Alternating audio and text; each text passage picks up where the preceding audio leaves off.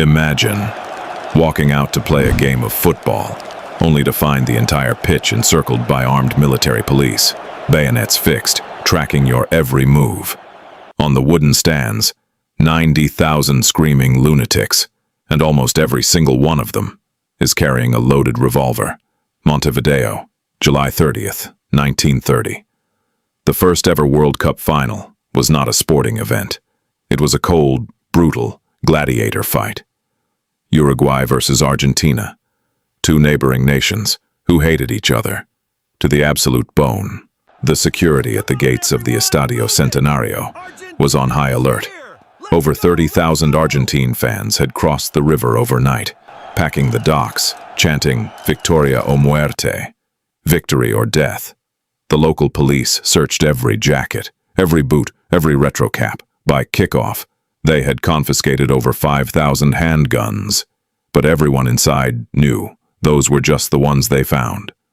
If Uruguay lost today, this stadium would become a slaughterhouse. And the absolute madness started before the whistle even blew. There was no official match ball. Argentina brought their own ball. Uruguay adamantly refused to play with it, demanding a Uruguayan one. Both sides claimed the opponent's ball was cursed, rigged, or stuffed with lead. The Belgian referee, John Langenus, stood in the middle, pale as a ghost. Fearing for his life, he proposed a compromise. First half, we play with the Argentine ball. Second half, we use the Uruguayan one. Langenus then ran to make sure his steamship was prepped and ready for a quick escape. He wanted to blow the whistle and run. From the very first minute, the game was a bloodbath.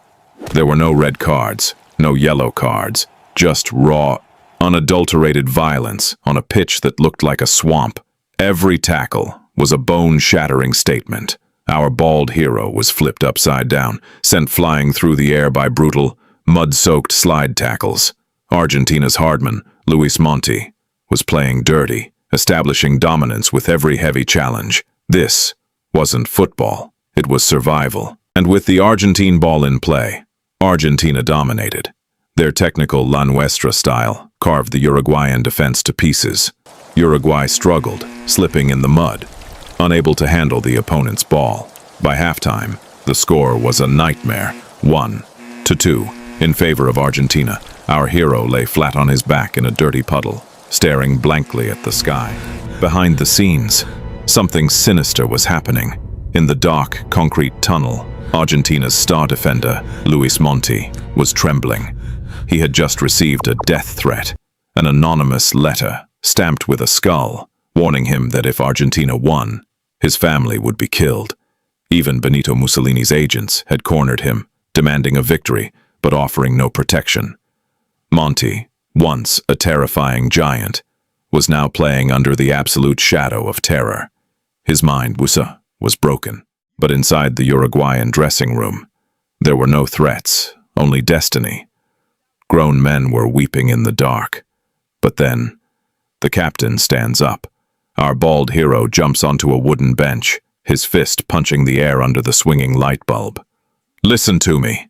In the second half, we get our ball. We either tear their net from the wood, or we do not leave this pitch alive. This was the birth of Garra Charrua, the claw of the land, a fanatical spirit that refuses to surrender, even when your legs are broken and your lungs are on fire. The second half kicked off, and Uruguay unleashed a tempest, playing with their own heavy, solid Uruguayan ball. The hosts unleash a storm. The technical Argentines can't cope. They get physically bullied, pushed around, and dragged into the deep mud. Uruguay abandoned short passes. They went direct, long, heavy aerial balls, battering the Argentine defense, and the pressure broke the dam. C leveled the score. 2-2, then Iriart fired from distance. 3-2, a massive explosion of mud and energy as his forehead connects with the ball, driving it past the shivering defenders. Complete, physical dominance. Argentina collapsed. In the final minutes, Castro receives a perfect pass, cuts inside, and fires an absolute bullet. The ball, literally, tears the net from its wooden posts. to 2. The scoreboard flips. It is over immediately after the final whistle. Referee John Langanus didn't even wait for the ceremony. He grabbed his suitcase and run. He boarded his waiting steamship and sailed back to Europe, still wiping the cold sweat from his face. He survived. The game of death was over. Uruguay were the first ever champions of the world. They won the war with their own ball.